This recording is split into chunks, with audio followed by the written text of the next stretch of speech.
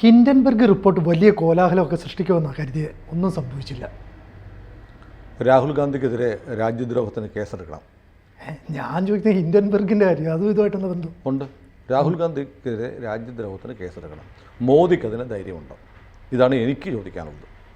കാരണം നമ്മുടെ രാജ്യത്തെ സമ്പദ്ഘടന അതിന് ഏറ്റവും വളരെ പ്രധാനപ്പെട്ടതാണ്. അതിനെ തകർക്കാൻ നടത്തുന്ന ശ്രമം രാജ്യദ്രോഹമാണോ? അത് ദ്രോഹം ആണല്ലോ. അതുകൊണ്ടാണ് ഈ PMLA ആക്ട് ഉണ്ടല്ലോ, കള്ളപ്പണം പിടിപ്പിക്കൽ നിയമം തടയുന്നതിനുള്ള നിയമം. അത് ലോകത്തെമ്പാടുമുള്ള രാജ്യങ്ങളിൽ സമാനമായ നിയമമുണ്ട്. അന്താരാഷ്ട്ര ഏജൻസികൾ ഒരുമിച്ചിരുന്ന് ഈ വിവിധ രാജ്യങ്ങളെടുത്ത് ഐക്യരാഷ്ട്രസഭയുടെയൊക്കെ ഭാഗമായി എടുത്ത തീരുമാനമാണ് എല്ലാ രാജ്യത്തും കള്ളപ്പണം വെളുപ്പിക്കൽ തടയണം. കള്ളപ്പണമാണ് ഒന്നാമത്തെ ടെററിസം. അതിനുശേഷമാണ് നമ്മൾ കാണുന്ന ഫിസിക്കൽ ടെററിസം, നമ്മൾ കാണുന്ന തീവ്രവാദം എന്ന് പറയുന്നത് രണ്ടാം സ്ഥാനമേ ഉള്ളൂ. ഒന്നാം സ്ഥാനം കള്ളപ്പണ ഇടപാടുകൾ ആണ് ഒരു രാജ്യത്തെ നശിപ്പിക്കുന്ന ഏറ്റവും വലിയ വിപത്ത് എന്ന് ലോകരാജ്യങ്ങളാകെ തീരുമാനിച്ചതിൻ്റെ ഭാഗമായിട്ടാണ് ചിദംബരം ധനകാര്യമന്ത്രിയായിരിക്കുന്ന കാലത്ത് നമ്മുടെ നാട്ടിൽ PMLA ആക്ട്, കള്ളപ്പണം വെളുപ്പിക്കൽ തടയൽ നിയമം വരുന്നത്. ചിദംബരം തന്നെ പിന്നെ അത് സ്ക്രാപ്പ് ചെയ്യണമെന്ന് ആവശ്യപ്പെട്ട് കോടതി പോയി എന്നുള്ള വേറെ കാര്യം.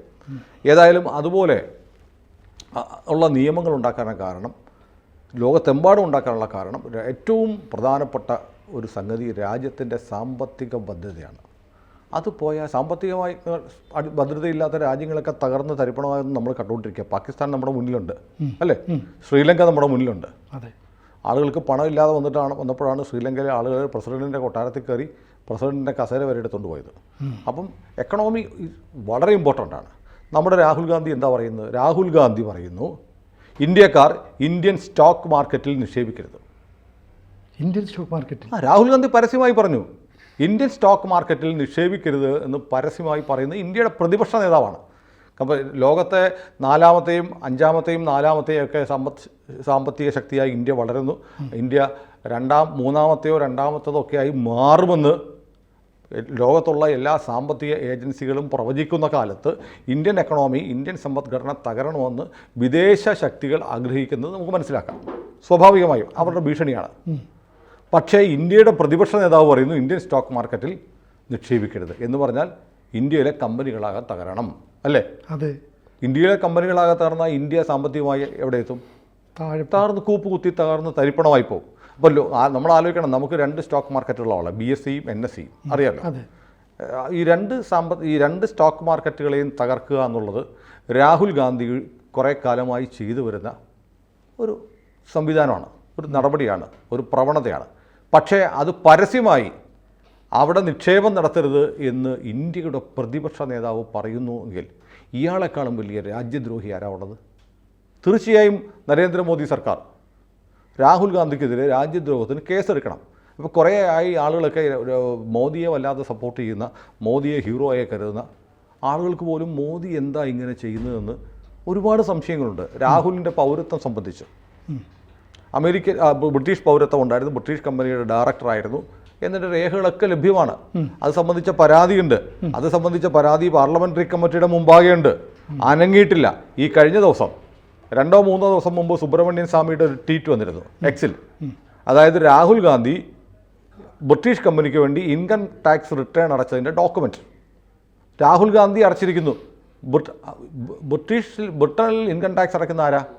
ബ്രിട്ടീഷ് പൗരന്മാരാണ്. അതെ. അപ്പോൾ രാഹുൽ ഗാന്ധിക്ക് ബ്രിട്ടീഷ് പൗരത്വം ഉള്ളതുകൊണ്ട് ഈ IT അടച്ചതിൻ്റെ ഇൻകം ടാക്സ് അടച്ചതിൻ്റെ രേഖ എക്സിൽ സുബ്രഹ്മണ്യം സ്വാമി പ്രസിദ്ധീകരിച്ചു. എന്നിട്ട് അതിൻ്റെ മുകളിൽ അദ്ദേഹം എഴുതിയ കുറിപ്പ് 2 വരി ഇങ്ങനെയായിരുന്നു: രാഹുൽ ഗാന്ധിയുടെ IT ഡോക്യുമെൻറ്റ്സ് ഉണ്ട്, മോദി സോണിയെ പേടിച്ചാണ് നടപടിയെടുക്കാത്തത് എന്ന കുറിപ്പോടെ സ്വാമി ട്വീറ്റ് ചെയ്തിട്ട് 3 ദിവസം അല്ലെങ്കിൽ 4 ദിവസമായിട്ടുള്ളൂ. അപ്പോൾ പല കാര്യങ്ങളിലും സർക്കാർ രാഹുലിനെ ഇങ്ങനെ ഈ പിഞ്ഞാണക്കടയിൽ കയറിയ കാളക്കൂറ്റനെ പോലെ അഴിച്ചു വിട്ടിരിക്കുകയാണ്. കുറേ ആയിട്ട് പപ്പു എന്നൊക്കെ വിളിച്ചിട്ട് പപ്പു അല്ലേ, വിവരമില്ല, പപ്പു എന്ന് പറഞ്ഞ വിവരമില്ലാത്തവരെ വിളിക്കുന്നതാണ്. പക്ഷേ ഞാനിനി രാഹുൽ ഗാന്ധിയെ ഒരിക്കലും പപ്പു എന്ന് വിളിക്കത്തില്ല. പപ്പു എന്ന് വിളിക്കുന്ന ആളുകളെ പ്രൊമോട്ട് ചെയ്യത്തില്ല. കാരണം രാഹുൽ ഗാന്ധി ഒരു പപ്പു അല്ല, രാഹുൽ ഗാന്ധി ശകുനിയാണ്. അദ്ദേഹത്തിന് ഈ രാജ്യത്തെ മുച്ചൂടും മുടിക്കാനുള്ള പദ്ധതികളാണ് അദ്ദേഹം ചെയ്യുന്നത്. അല്ലെങ്കിൽ ലോകത്തിലെ ഏറ്റവും വലിയ 4ാമത്തെ സ്റ്റോക്ക് മാർക്കറ്റാണ് ഇന്ത്യൻ സ്റ്റോക്ക് മാർക്കറ്റ്.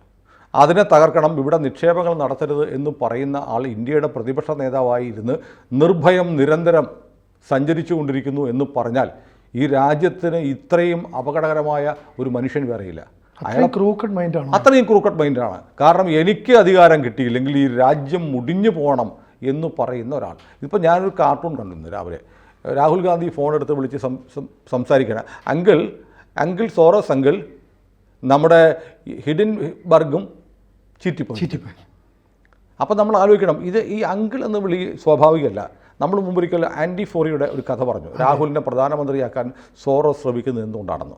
അപ്പോൾ നമുക്കറിയാം, നെഹ്റു കുടുംബത്തിലെ BK നെഹ്റുവിൻ്റെ ഭാര്യയാണ് ഫോറി ആൻറ്റി എന്നറിയപ്പെടുന്ന ശോഭ നെഹ്റു എന്നു പേരുള്ള ഫോറി ആൻറ്റി.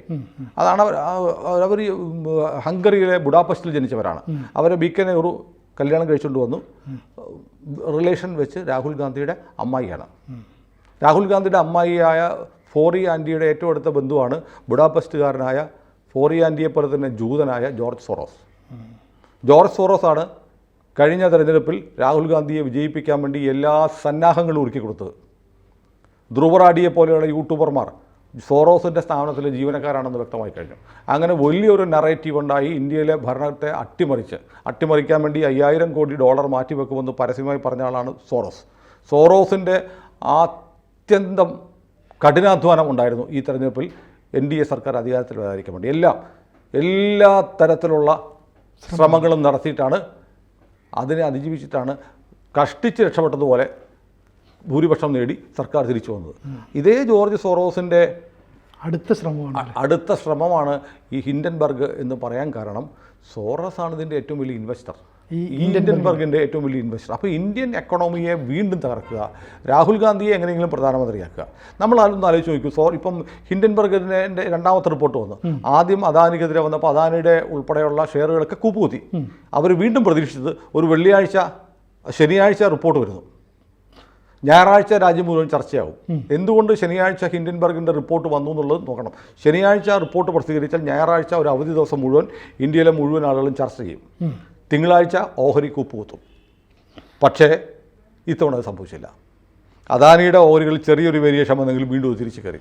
അതായത് വിദേശത്തിരിക്കുന്ന സോറോസോ 3-4 പേര് തീരുമാനിച്ചാൽ അങ്ങനെ ഇനി നടക്കത്തില്ലെന്ന് ഇന്ത്യക്കാരൻ തിരിച്ചറിഞ്ഞു കഴിഞ്ഞു. ഇന്ത്യക്കാരനെ ഇനി പറ്റിക്കാൻ കഴിയില്ല എന്ന് സോറോസിനെ മനസ്സിലാക്കി കൊടുത്തു എന്നാണ് ഇത്തവണത്തെ ഹിൻഡൻബർഗിൻ്റെ റിപ്പോർട്ട്. നോക്കൂ, ഇതിനെതിരെ സെബി എന്ന് പറഞ്ഞ ഏജൻസി അന്വേഷണം നടത്തി. സെബിയുടെ കണ്ടെത്തലുകൾ സുപ്രീം കോടതി നിയോഗിച്ച ഒരു സ്പെഷ്യൽ കമ്മിറ്റി അംഗീകരിച്ചു. സുപ്രീം കോടതി വരെ ഈ സോറോസിൻ്റെ അല്ല ഹിൻഡൻബർഗിൻ്റെ റിപ്പോർട്ട് തള്ളിക്കളഞ്ഞു. അതിനുശേഷം എന്താ ചെയ്തു? ഇപ്പോൾ CBI ഒരു കേസ് അന്വേഷിച്ചു, പ്രതിയെ പിടിച്ചു.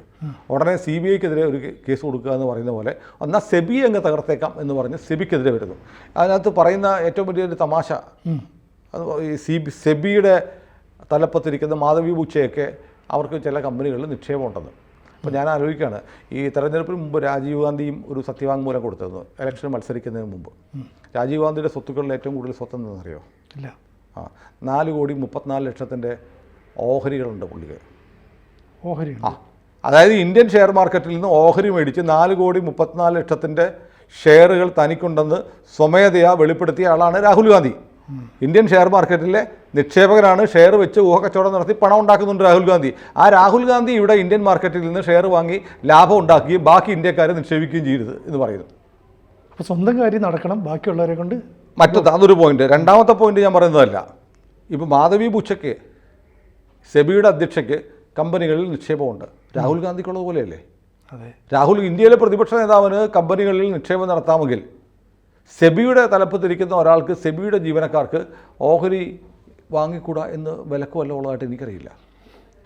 സ്റ്റേറ്റ് ബാങ്ക് ഓഫ് ഇന്ത്യയിൽ ജോലിയുള്ള ഒരാൾ സ്റ്റേറ്റ് ബാങ്ക് ഓഫ് ഇന്ത്യയിൽ അക്കൗണ്ട് എടുക്കരുതെന്ന് പറയാൻ പറ്റുമോ? അങ്ങനെ പറയാൻ പറ്റില്ല. അല്ല, എനിക്കറിഞ്ഞൂടാ. സ്റ്റേറ്റ് ബാങ്ക് ഓഫ് ഇന്ത്യയിലാണ് സിനുവിന് ജോലി. SBIയിൽ നിങ്ങൾ ബാങ്ക് അക്കൗണ്ട് എടുക്കാൻ പാടില്ല. SBIയിൽ നിന്ന് ലോൺ എടുക്കാൻ പാടില്ല. FBIയിൽ നിങ്ങൾ നിക്ഷേപിക്കാനും പാടില്ല, ഡെപ്പോസിറ്റ് നടത്താനും പാടില്ല എന്ന് പറയുമോ? ഒരിക്കലും. അപ്പോൾ സെബിയുടെ തലപ്പത്തിരിക്കുന്ന ആൾ ഇന്ത്യയിലെ ഷെയർ വാങ്ങിച്ചു എന്നുള്ള മഹാപരാധമായി കാണിക്കുകയാണ് രാഹുൽ ഗാന്ധി.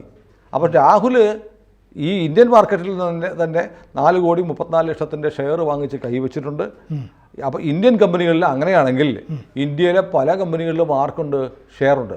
ഇന്ത്യയിലെ പല കമ്പനികളിലും നിക്ഷേപമുള്ള ആളാണ് രാഹുൽ എന്ന് പറയും. ഇപ്പോൾ സപ്പോസ് X എന്ന് പറഞ്ഞൊരു കമ്പനി, ഇപ്പോൾ ഏതെങ്കിലും കമ്പനിയുടെ പേര് പറഞ്ഞാൽ ചിലപ്പോൾ അവർ കേസ് കൊടുക്കും.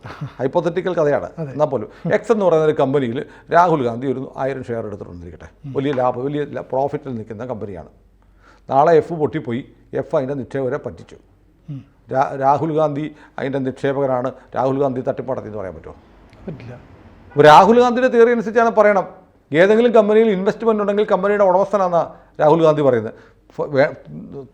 തത്വത്തിൽ വേണം പറയാം, ഒരു കമ്പനിയുടെ ഷെയർ ഹോൾഡർമാരാണ് അതിൻ്റെ ഉടമസ്ഥൻ എന്നൊക്കെ പറയാം. പക്ഷേ നമ്മൾ SBI, സ്റ്റേറ്റ് ബാങ്ക് ഓഫ് ഇന്ത്യയിലോ അല്ലെങ്കിൽ കൊച്ചിൻ ഷിപ്പ് യാർഡിലോ അല്ലെങ്കിൽ അദാനിയിലോ റിലയൻസിലോ നമുക്ക് 1-2 ഷെയർ ഉണ്ടെന്നും പറഞ്ഞ് ഞാൻ ഇതിൻ്റെ മുതലാളി എന്ന് പറഞ്ഞ് ഓഫീസിൽ കയറിയ സെക്യൂരിറ്റി പിടിച്ച് നമ്മളെ പെടലിൽ കടിയിൽ നിന്ന് വിടും ഇല്ലേ? അപ്പോൾ ഇതാണ് അവസ്ഥ. ഇതൊക്കെ അറിയാവുന്ന ആളാണ് ഈ ആളുകൾ. ഭൂരിപക്ഷം വരുന്ന ഇന്ത്യയിലെ സാധുക്കളായ സാധാരണക്കാരായ ജനങ്ങൾക്ക് ഇതൊന്നും അറിയില്ല. അപ്പോൾ അവൻ മറ്റേ കമ്പനിയിൽ നിശ്ചയമുള്ള അതിൻ്റെ ഓഹരി ഉടമസ്ഥനാണെന്ന് പറയും. ചിലപ്പോൾ ഓരോ ഓഹരി 12 രൂപയുടെ ഓഹരി ആയിരിക്കും ഉണ്ടാവുക എന്ന് പറയുന്ന പോലെയാണ് ഈ കാര്യങ്ങൾ ചെയ്യുന്നത്. അപ്പോൾ എന്തായാലും ഹിൻഡൻബർഗിൻ്റെ ഇത്തവണത്തെ റിപ്പോർട്ട് ചീറ്റിപ്പോയി. ഇന്ത്യൻ ഓഹരി വിപണിയെ ബാധിച്ചില്ല. സോറോസ് അങ്കിളിൻ്റെ ഒരു പരിപാടി ഇവിടെ പാളിപ്പോയി. അപ്പോൾ ഒന്നിനു പറയുക ഒന്നായി പാളുകയാണ്. പക്ഷേ അങ്ങനെ പാളി എന്ന് നമ്മൾ വിചാരിക്കാൻ പാടില്ല. കാരണം ഇപ്പോൾ നമുക്ക് ഇന്ത്യയിൽ എത്ര ആളുകൾക്കറിയാം സോറോസ് എന്ന് പറയുന്ന മനുഷ്യൻ ഇന്ത്യൻ തെരഞ്ഞെടുപ്പിനെ അട്ടിമറിക്കും എന്ന് പരസ്യമായി പ്രഖ്യാപിച്ചു. മോദിയെ പുറത്താക്കാൻ 5000 കോടി രൂപ മാറ്റിവെച്ചിട്ടുണ്ടെന്ന് പറഞ്ഞാൽ അങ്ങനെ ഒരാളുണ്ട്. അയാൾ രാഹുൽ ഗാന്ധിയുടെ അമ്മാവനാണ്. അമ്മാവനോ വല്ലിച്ചനോ മറ്റോ ആണ് എന്ന തരത്തിൽ എത്ര പേർക്കറിയാം? വളരെ കുറച്ച് പേർക്ക് അറിയാവുള്ളൂ. അയാളാണ് ഇത് ലോകത്ത് മുഴുവൻ. അമേരിക്കൻ പ്രസിഡന്റ് ഇലക്ഷനിലും ഇതാണ്. ഒരു ഡീപ്പ് സ്റ്റേറ്റിൻ്റെ ഭാഗമായി ലോകത്ത് പല ഭരണകൂടങ്ങളെയും സ്വാധീനിക്കുക. ഇനി വളരെ പ്രധാനപ്പെട്ട കാര്യം പറയട്ടെ. ഈ സ്റ്റോക്ക് എക്സ്ചേഞ്ച് കുതിച്ചു കയറുന്ന എപ്പോഴാണ്? പ്രതീക്ഷാ നിർഭരമായ കാര്യങ്ങൾ നടക്കുന്നതാണ്. വ്യവസായത്തിനൊക്കെ അനുകൂലമായ സാഹചര്യം ഉണ്ടാകും അറിയുമ്പോഴത്തേക്ക് വിപണി ഉണരും, ഭയങ്കരമായി സ്റ്റോക്ക് കുതിച്ചു കയറും, വലിയ ലാഭം ഉണ്ടാവും. വിപണി തകരുന്നപ്പോഴാണ് അതുപോലെ രാജ്യത്ത് വലിയ കുഴപ്പമുണ്ടാകാൻ പോകുന്നത് വരുമ്പോഴാണ് അല്ലേ? അതെ, ഇനി അത് ഉയർച്ച ഉണ്ടാവില്ല. രാജ്യം വലിയ പ്രതിസന്ധിയിലാണെന്ന് വരുമ്പോഴാണ് സ്റ്റോക്ക് തകർന്നു പോകുന്നത്. ഞാനൊരു കാര്യം ചോദിക്കട്ടെ, നമ്മുടെ പാർലമെന്റ് ഇലക്ഷൻ്റെ വോട്ട് എണ്ണിക്കൊണ്ടിരുന്നപ്പോഴത്തേക്ക് മോദി വാരണാസിയിൽ പിന്നിലാണെന്ന് പറയുകയും BJP പുറകിലാണെന്ന് വരികയും ചെയ്തെന്ന് വെച്ചാൽ രാഹുൽ ഗാന്ധി ജയിക്കാൻ പോകുന്ന ട്രെൻഡ് വന്നു. അപ്പോൾ നമ്മുടെ ഓഹരിക്ക് എന്ത് പറ്റി? താഴ്ന്നുപോയി. അപ്പോൾ ഇന്ത്യയിൽ രാഹുൽ ഗാന്ധി ഇന്ത്യയിലെ പ്രധാനമന്ത്രിയാകും എന്നുള്ള ട്രെൻഡ് വന്നാൽ ഇന്ത്യൻ ഓഹരി വേണ്ടി തവരും. എന്താ അതിൻ്റെ ലക്ഷണം? ഈ രാജ്യത്തെ സമ്പദ്ഘടനയ്ക്ക് അപകടകാരിയാണ് ഈ മനുഷ്യൻ എന്നതാണ് അതിൻ്റെ സൂചന അല്ലേ? കൃത്യമാണ്. അല്ലെങ്കിൽ രാഹുൽ ഗാന്ധി ഇപ്പോൾ ഈ പറയുന്ന ഇവിടുത്തെ കുറേ ആൾ രാഹുൽ വന്നാൽ ഇന്ത്യ ഭയങ്കരമായി കുതിച്ചു കയറുന്നുണ്ടെങ്കിൽ ഇന്ത്യൻ സ്റ്റോക്ക് മാർക്കറ്റിന് അറിയണ്ടേ, ഇന്ത്യയിലെ വ്യവസായികൾക്ക് അറിയണ്ടേ, ഇന്ത്യൻ സമ്പദ്ഘടനയ്ക്ക് അത് ഗുണകരമാവണ്ടേ? പക്ഷേ എന്തുകൊണ്ടാണ് രാഹുൽ ഗാന്ധിക്ക് അനുകൂലമായി ഒരു ചെറിയ ചലനം ഉണ്ടായാൽ, ഒരു മുന്നോട്ട് പോകുന്ന സൂചന കണ്ട ഉടനെ നമ്മുടെ ഓഹരി വീണി തകർന്നു പോകും? അപ്പോൾ ഈ മനുഷ്യൻ വെറും പപ്പുമല്ല, കിങ്ങിണിക്കുട്ടനല്ല, ഒരു ഇന്ത്യയെ ആകെ മുച്ചൂടും മുടിക്കാൻ പോകുന്ന ഒരു മഹാവിപത്താണ്. ഇന്ത്യയെ ഗ്രസിക്കാൻ പോകുന്ന മഹാമാരിയാണ്. ഒന്നുമല്ല എന്ന് ഓരോ ദിവസവും തെളിഞ്ഞുകൊണ്ടിരിക്കുകയാണ്. ഇയാളെ ഇങ്ങനെ നിർബാധം പൗരത്വ കേസുണ്ട്. വാജ്പേയിയുടെ കാലത്ത് വിദേശത്ത് ഇന്ത്യയിലെ വലിയൊരു രാഷ്ട്രീയ കുടുംബത്തിലെ ചെറുപ്പക്കാരനെ മയക്കുമരുന്ന് കേസിൽ പിടിച്ചിരുന്നു. പത്രങ്ങളിൽ വന്നതിൻ്റെ വാർത്ത ഇപ്പോഴും ഓൺലൈനിൽ സെർച്ച് ചെയ്താൽ കിട്ടും. വാജ്പേയി സർക്കാരാണ് ആ ചെറുപ്പക്കാരനെ ഇറക്കിക്കൊണ്ടുവന്നത്. ആ ചെറുപ്പക്കാരൻ ആരാണെന്നതും എല്ലാവർക്കും അറിയാം. വളരെ കുപ്രസിദ്ധമായൊരു റേപ്പ് കേസുണ്ട് ഒരു പ്രധാനപ്പെട്ട ചെറുപ്പക്കാരനെ കാണാൻ. ആ ചെറുപ്പക്കാരൻ നിലകൊള്ളുന്ന പാർട്ടിയിലെ അച്ഛനും മകളും കൂടെ കാണാൻ ചെന്നു. ആ ചെറുപ്പക്കാരിയെ അയാളും അയാളുടെ 4-5 വിദേശ ഇറ്റലിയിൽ നിന്നുള്ള UK-യിൽ നിന്നുള്ള സുഹൃത്തുക്കൾ ഉൾപ്പെടെ റേപ്പ് ചെയ്തു എന്ന് പറഞ്ഞൊരു കേസുണ്ട്. ആ കേസ് കോടതിയിലെത്തി, പത്രങ്ങളിലൊന്നും വന്നില്ല, ചില ഓൺലൈൻ മാധ്യമങ്ങളിൽ വന്നു. അവസാനം സംഭവിച്ചെന്നറിയോ? ഈ വിക്ടിം, ഇരയായ പെൺകുട്ടിയെയും കുടുംബത്തിനെയും ഇന്ന് വരെ കാണാനില്ല. ഇങ്ങനെയൊക്കെ നമ്മുടെ രാജ്യത്ത് സംഭവിച്ചിട്ടുണ്ട്. രാഹുൽ ഗാന്ധി ഈ സംഭവങ്ങളെക്കുറിച്ചുള്ള അഭിപ്രായം പറയണം. ആ ചെറുപ്പക്കാരൻ ആരാണ്? ഏത് ചെറുപ്പക്കാരനായ നേതാവിനെ കാണാൻ ചെന്നപ്പോഴാണ് ഇങ്ങനൊരു റേപ്പ് കേസ് ഉണ്ടായത് എന്നൊക്കെ രാഹുൽ ഗാന്ധിയോ കോൺഗ്രസ് പാർട്ടിയോ എന്തെങ്കിലും ഒന്ന് വിശദീകരിക്കണം. നമ്മുടെ രാജ്യത്ത് നമുക്ക് അവിശ്വസനീയമായ ഒരുപാട് കാര്യങ്ങൾ നടക്കുന്നുണ്ട്. രാഹുൽ ഗാന്ധി എന്ന് പറയുന്ന ചെറുപ്പക്കാരൻ പ്രോത്സാഹിപ്പിക്കുന്ന രാജ്യത്തിനെതിരായ ശക്തികളെയാണ്. ചെറുപ്പക്കാരനൊന്നും പറയാൻ പറ്റില്ല, 50-53 വയസ്സായില്ലേ. ഏതായാലും പലർക്കും ചെറുപ്പമാണ്. 6 പാക്ക് മാസിലും ടീഷർട്ടും കൊണ്ടല്ലോ രാജ്യത്തെ നയിക്കേണ്ടത്. പക്ഷേ രാജ്യത്തെ നയിക്കാൻ വേണ്ടത് രാജ്യമാണ് പ്രധാനമെന്നുള്ള ബോധമാണ്. ഇവിടെ എനിക്ക് അധികാരമില്ലെങ്കിൽ, എൻ്റെ പാർട്ടി അധികാരത്തിൽ വന്നില്ലെങ്കിൽ, എൻ്റെ കുടുംബം അധികാരത്തിൽ വന്നില്ലെങ്കിൽ ഞാൻ ഈ രാജ്യം തീ വെച്ച് നശിപ്പിക്കും എന്ന് പറയുന്ന അപകടകാരിയായ ഒരു ടൂളാണ് രാഹുൽ ഗാന്ധി. ആരുടെയോ ടൂൾ. ആ ടൂൾ നമ്മുടെ രാജ്യത്തിൻ്റെ ഓരോ ഇഷ്ടികകളും പൊളിച്ചെടുക്കാനുള്ള ശ്രമം നടത്തിക്കൊണ്ടിരിക്കുമ്പോൾ നരേന്ദ്രമോദി വീണ്ടും കൈയും കെട്ടിയിരിക്കുക എന്ന് പറഞ്ഞാൽ ദേശാഭിമാനികളായ ദേശീയവാദികളായ എല്ലാവരെയും നിരാശപ്പെടുത്തുന്നുണ്ട്. അഗസ്ത വെസ്റ്റ്ലാൻഡ് കേസിൻ്റെയും കടലാസ് പ്രധാനമന്ത്രിയുടെ കയ്യിലുണ്ട്, ഒരുപാട് കാര്യങ്ങൾ കയ്യിലുണ്ട്. പക്ഷേ കേന്ദ്രം എന്തുകൊണ്ടോ ഒന്നും ചെയ്യുന്നില്ല എന്നൊരു തോന്നൽ പൊതുവേ ദേശീയവാദികളായ ആളുകളുടെയൊക്കെ മനസ്സിലുണ്ടാവുന്നുണ്ട്. പക്ഷേ നമ്മൾ കരുതുന്ന പോലെയല്ല, നമ്മളെക്കാളൊക്കെ എത്രയോ വിവരവും ബുദ്ധിയും മുന്നൊരുക്കങ്ങളും കൈവശമുള്ള ആളാണ് ഇന്ത്യയുടെ പ്രധാനമന്ത്രി നരേന്ദ്രമോദി. നമുക്ക് അദ്ദേഹത്തിൽ പൂർണ്ണ വിശ്വാസമുണ്ട്. രാജ്യത്തിൻ്റെ ശത്രുക്കളെ അദ്ദേഹം കൈകാര്യം ചെയ്യും എന്ന് തന്നെ നമുക്ക് വിശ്വസിക്കാം. പക്ഷേ അപ്പോഴും നമ്മൾ പറയും രാഹുൽ ഗാന്ധി ഇപ്പോൾ ചെയ്തുകൊണ്ടിരിക്കുന്നത് രാജ്യത്തിനെതിരായ കാര്യങ്ങളാണ്. രാജ്യത്തിനെതിരായ കാര്യങ്ങൾ ചെയ്യുന്ന ആളുകളെയാണ് രാജ്യദ്രോഹികളെന്ന് പറയുന്നത്. രാജ്യദ്രോഹികളെ കയ്യാമം വെച്ച് ജയിലിലടയ്ക്കേണ്ട സമയം വൈകും തോറും നാടിന് ആപത്താണ് എന്ന് ഓർമ്മിപ്പിച്ചുകൊണ്ട് നമുക്ക് ഈ വർത്തമാനം അവസാനിപ്പിക്കാം. കൂടുതൽ വാർത്തകളും വിശേഷങ്ങളും നിങ്ങളിലേക്ക് എത്താൻ ABC മലയാളം സബ്സ്ക്രൈബ് ചെയ്യുക, ബെൽബട്ടനും അമർത്തുക.